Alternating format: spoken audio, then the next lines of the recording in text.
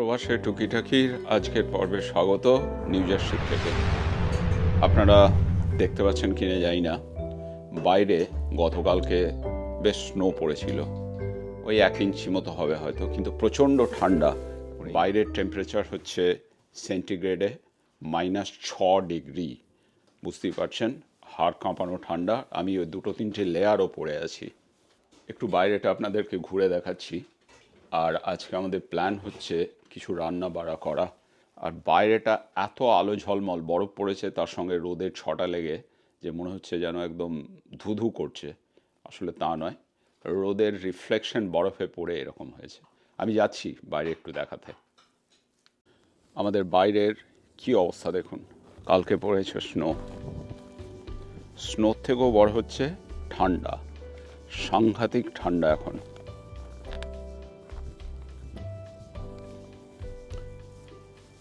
কিন্তু আকাশ দেখলে বোঝার উপায় নেই, একদম ঝকঝক করছে আকাশ, ঝকঝক করছে আকাশ।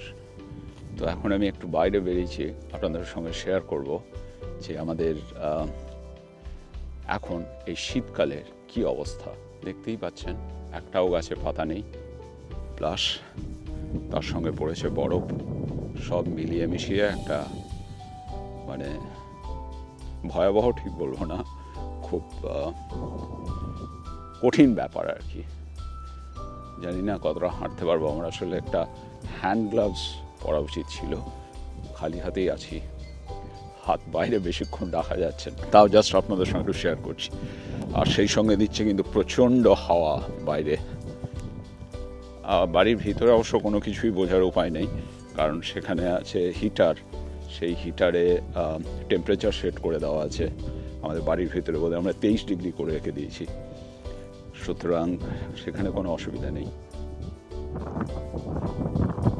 বেসিক্যালি আর পারা যাচ্ছে না এই ঠান্ডায়, সেই জন্য ফেরত যাচ্ছি। কিন্তু আকাশ দেখুন, নীল আকাশ। সত্যি কথা বলতে কি, কান মোটামুটি লাল হয়ে যাচ্ছে ঠান্ডায়, বেশিক্ষণ থাকলে হাত জমে যাবে। So let's go back. আর দেখি একবার ব্যাকইয়ার্ডটা দেখাচ্ছি।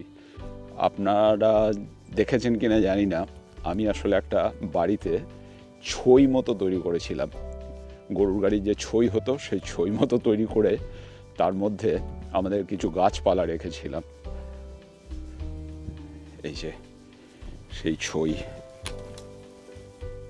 এখানেও জমে আছে বরফ। দেখি কি অবস্থা। বাপরে বাপ, আছে কিছু। হ্যাঁ, তেজপাতা গাছটা বেঁচে আছে, আর পেঁয়াজ কলি। তার মানে তেজপাতা গাছ নিতে পারে ঠান্ডা।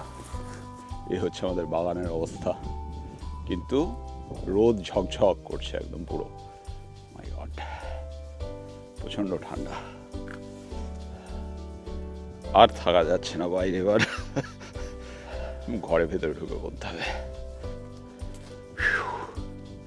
তো যখন বরফ পড়ছিল, রাতের দিকে বরফটা পড়েছে, সেজন্য দেখানো যায়নি। সকালে দেখলাম পুরো জমে গেছে।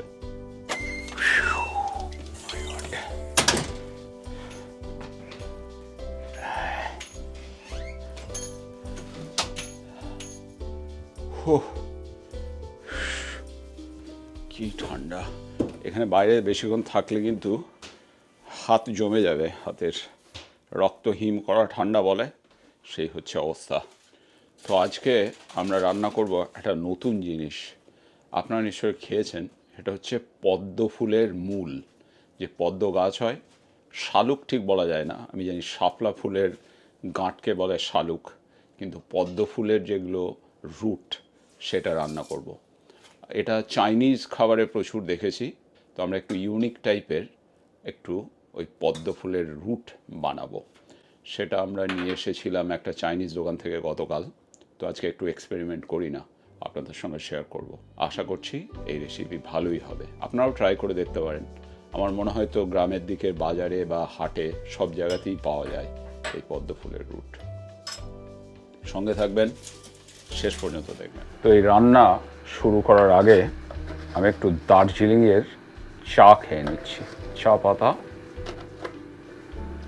দিলাম, আর এ হচ্ছে ফুটন্ত জল। এই অবস্থায় এটাকে মিনিমাম 3 মিনিট রাখা দরকার। 3 থেকে 5 মিনিট রাখলে বেটার হয়। তো চায়ের রঙের একটা ব্যাপার আছে। দার্জিলিংয়ের চায়ের রং হবে অনেকটা হুইস্কির মতো, সিঙ্গেল মল্ট হুইস্কির মতো। তাহলে জানবেন যে চা ইজ রেডি। তো এটাকে আমি 3 মিনিটের জন্য সরিয়ে রাখছি। তো আজকে এই যে দেখছেন, এটা হচ্ছে লোটাস রুটস, তার মানে পদ্ম ফুলের মূল। তবে এটা শালুক কিন্তু নয়। শাপলার যে গোড়া সেটা হয় শালুক, আর পদ্ম ফুলের রুট হচ্ছে অনেকটা এরকম। তো আমরা এটা চাইনিজ দোকান থেকে এনেছিলাম, সেটা আগে বলছিলাম। তো প্রথমেই আমি এর আঁশটাকে বা খোসাটাকে ছাড়িয়ে নেব। জেনারেলি এগুলো শক্ত হয়। তো লেটস ডু দিস।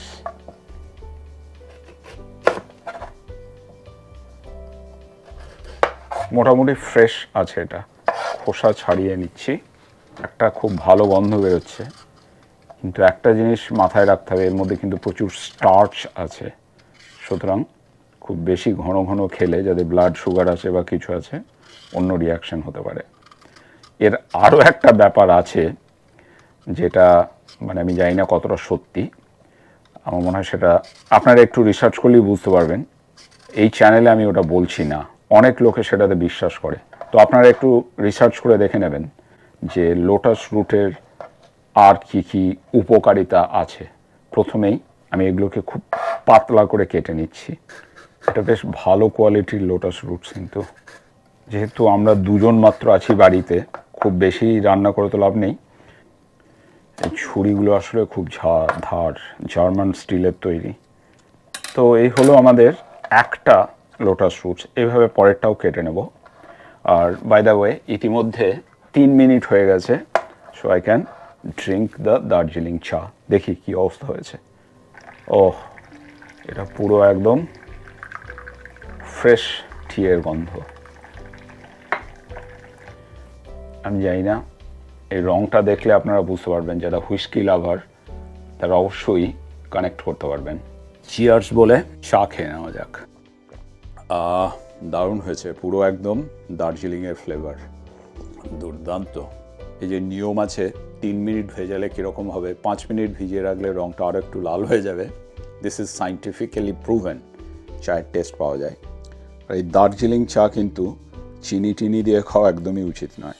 দার্জিলিং চা খেতে হবে পুরো র, যেভাবে দেখালাম।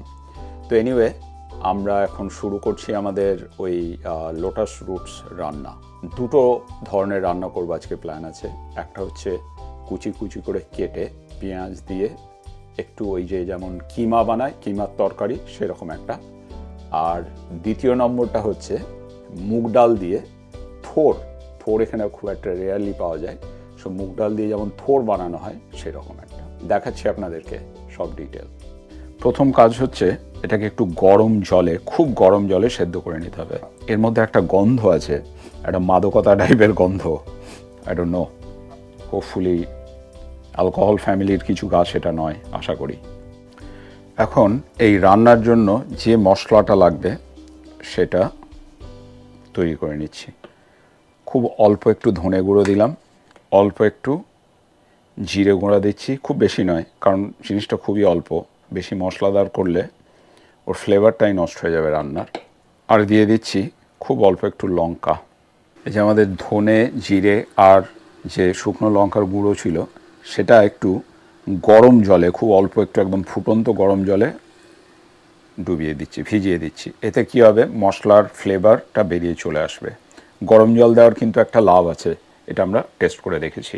সেই সঙ্গে যেটা করব, খুব অল্প একটু চিলি ফ্লেক্স। এই যে এটা হচ্ছে শুকনো লঙ্কার কুচোনো, ভাজা শুকনো লঙ্কা কুচোনো মোস্ট লাইকলি, এটাকে একটু দিয়ে দিচ্ছি।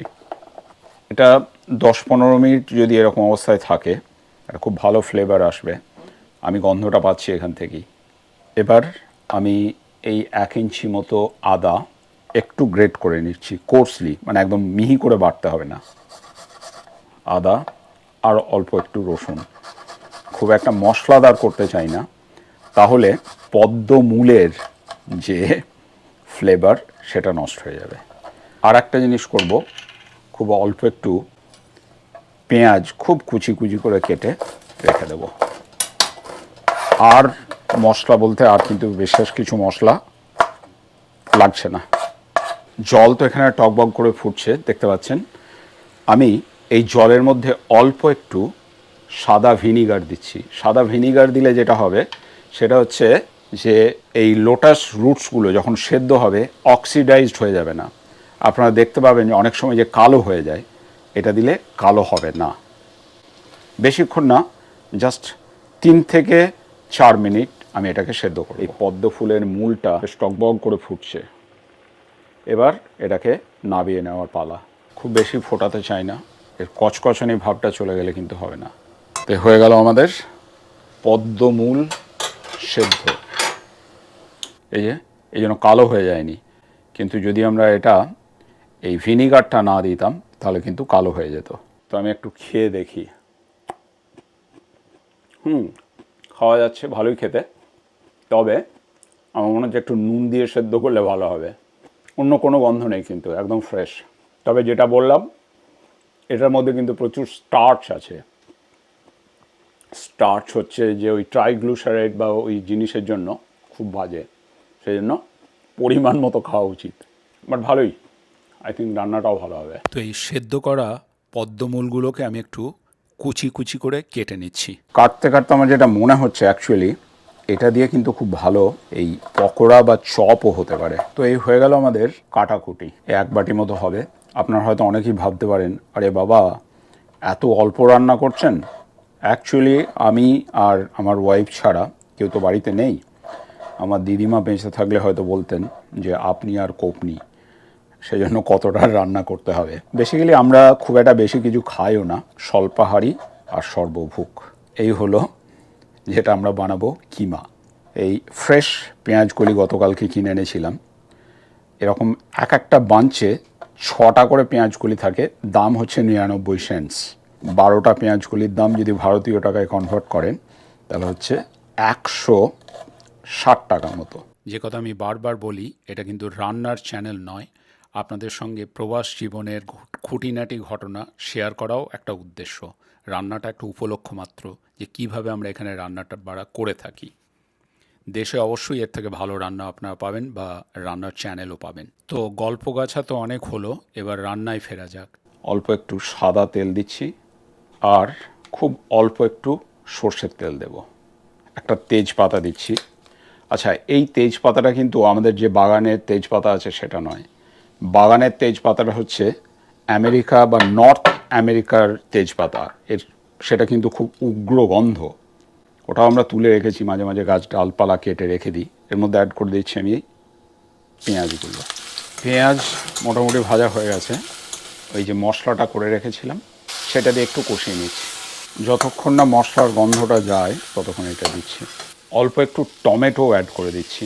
আর একটা কথা বলছি, আমি প্রফেশনাল রাঁধুনে নই ঠিকই, কিন্তু আমরা সারা পৃথিবীতে এত ভ্যারাইটির ফুড খেয়েছি যে I have a good, very good মানে ফুড টেস্টিং ক্যাপাবিলিটি আছে। কোনটা ভালো খাবার, খারাপ খাবার, এটা বোঝার আমাদের সেন্স খুব ভালো, যেহেতু মোটামুটি সব দেশের খাবারই আমরা খেয়েছি, তাই এটা ভালোই হবে।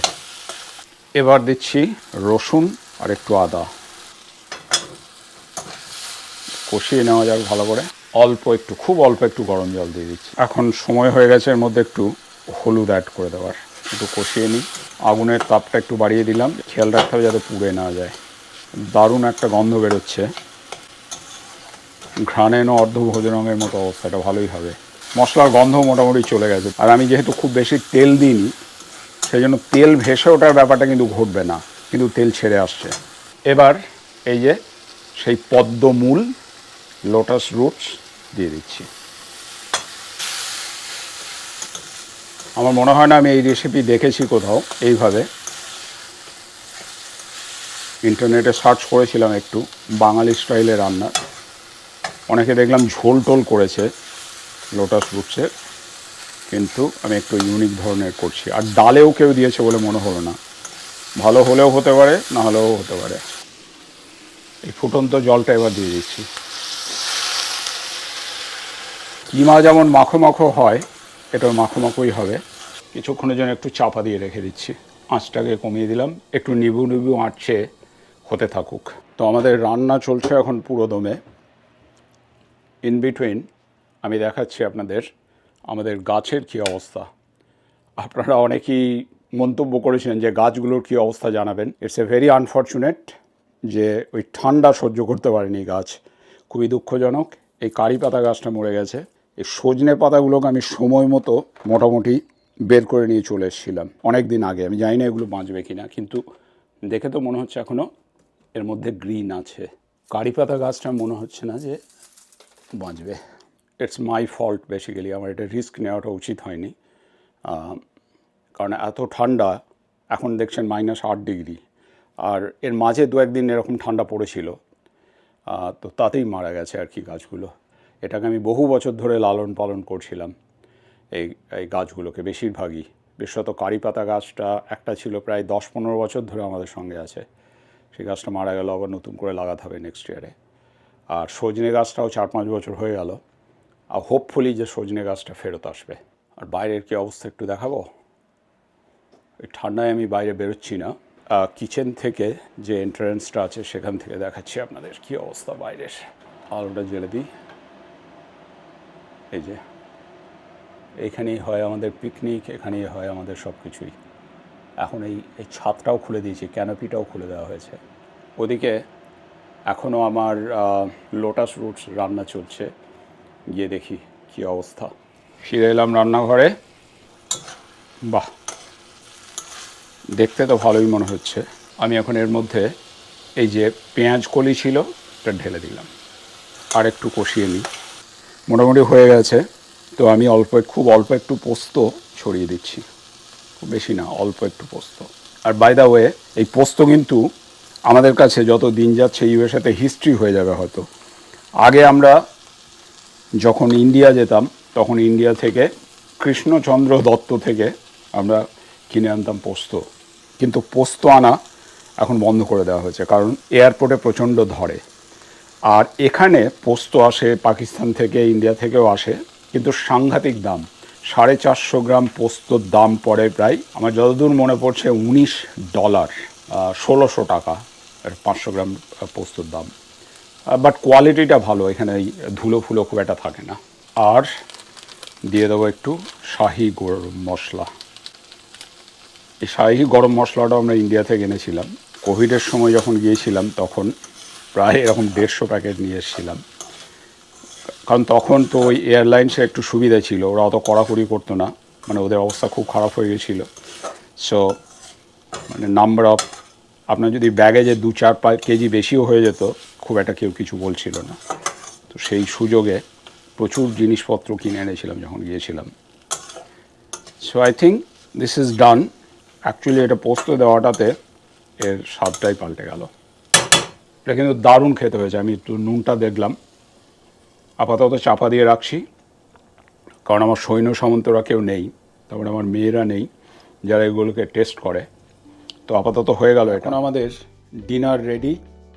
কি কি আছে আজকে ডিনারে? এ হচ্ছে লাল চালের ভাত।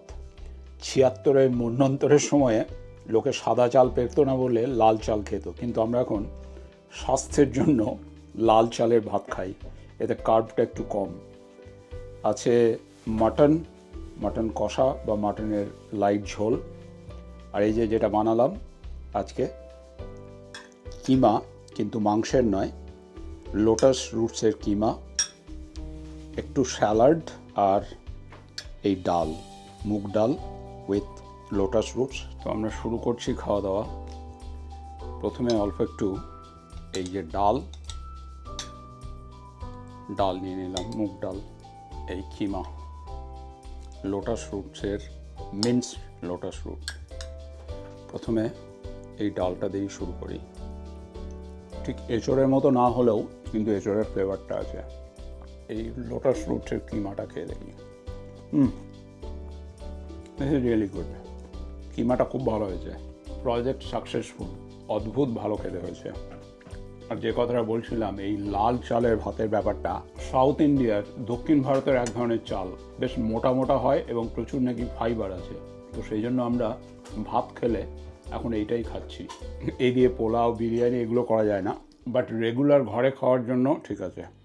এখন একটু এই অল্প মাংস টেস্ট করে দেখি। ও জমে গেছে। তো আশা করছি আজকের পর্ব আপনাদের ভালো লেগেছে। যদি ভালো লেগে থাকে তাহলে একটা লাইক, শেয়ার এবং সাবস্ক্রাইব করবেন। ধন্যবাদ, ভালো থাকবেন, সুস্থ থাকবেন।